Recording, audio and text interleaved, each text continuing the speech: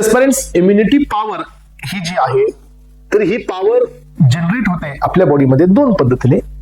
एक तर आपल्या जेनेटिक मध्ये असते. So genetic in the sense की आपल्या जीन मध्ये असते, जी ही जेनेटिकली काही सेल्स तयार होतात and that will give us the immunity. तर ही एक पॉवर आहे. सेकंड वन आहे की आपण यांना बनवतो, आपण याला अक्वायर करतो.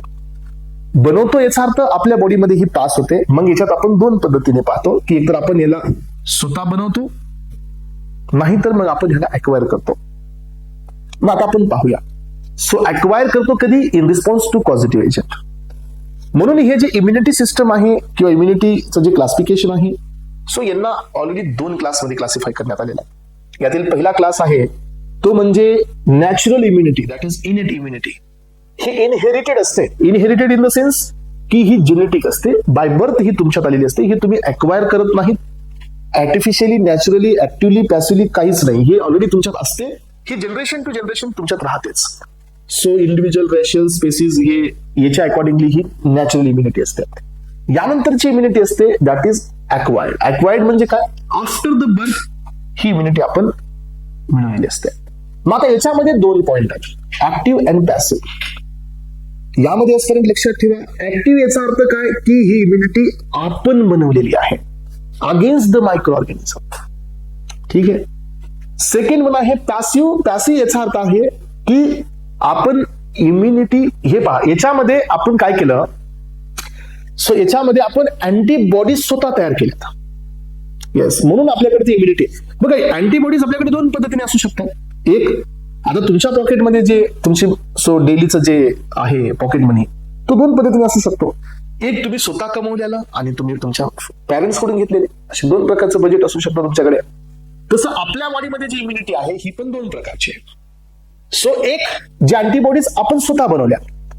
अँटीबॉडीज आपण स्वतः कधी बनवतो? In response to antigen. आलं लक्षात? सेकंड, आपण अँटीबॉडी बनवल्या नाहीत, आपण रेडीमेड अँटीबॉडीज घेतल्या आणि ते बी आपल्याकडे आहेत आता. समजते का? सेकंड, जे अँटीबॉडीज आपण बनवल्या नाही आहेत त्या अँटीबॉडी आपल्यामध्ये सो आपण डायरेक्ट रेडीमेड घेतल्या. इथे काय केलं आपण? अँटीजनच्या रिस्पॉन्स मध्ये अँटीबॉडी बनवल्या. तिथे काय केलं? पॅसिव्ह मध्ये आपण अँटीबॉडीज तयार नाही केल्या, डायरेक्ट अँटीबॉडीजच रिसीव्ह केल्या, म्हणून ते पॅसिव्ह. हे ऍक्टिव्ह का? कारण आपली बॉडी ऍक्टिव्हली प्रोडक्शन मध्ये येते अँटीबॉडीच्या. हे पॅसिव्ह का? कारण आपण अँटीबॉडीज प्रोड्यूस नाही केल्या, आपण डायरेक्ट रेडीमेड घेतल्या. मग त्याच्यात नॅचरल. नॅचरल म्हणजे काय? तुम्हाला आठवतं का तुम्ही मदर पासून कधी अँटीबॉडी स्वतः घेतली? नाही आठवतंय ना? याचा अर्थ की नॅचरली आपल्यात आली, अँटीजन नाही आला, डायरेक्ट अँटीबॉडी आलेली, म्हणून ते झालं पॅसिव्ह नॅचरल. म्हणजे ह्या अँटीबॉडीजच आपण मिळवल्या पण आपण स्वतः नाही घेतल्या, ते ऑटोमॅटिक आले. That is IgG, IgA. Natural, passive म्हणजे direct readymade antibodies but naturally. Artificially म्हणजे काय पेरेंट्स, की आपण डॉक्टरकडे गेलो आणि डॉक्टरला सांगितलं की doctor give me anti rabies antibodies. Anti रॅबिसची आपण डायरेक्ट अँटीबॉडी घेतली, अँटी टिटॅनसची अँटीबॉडी डायरेक्टली घेतली, आपण अँटीजन घेतले का? नाही.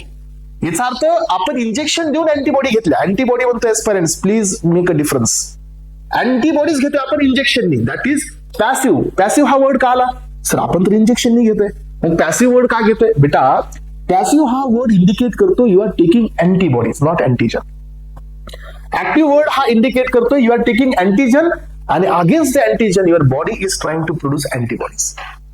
पॅसिव्ह हा वर्ड इंडिकेट करतो we are directly taking antibodies. So readymade antibodies. मग ते मदर पासून घेतले तर नॅचरल आणि डॉक्टर पासून घेतले तर आर्टिफिशियल.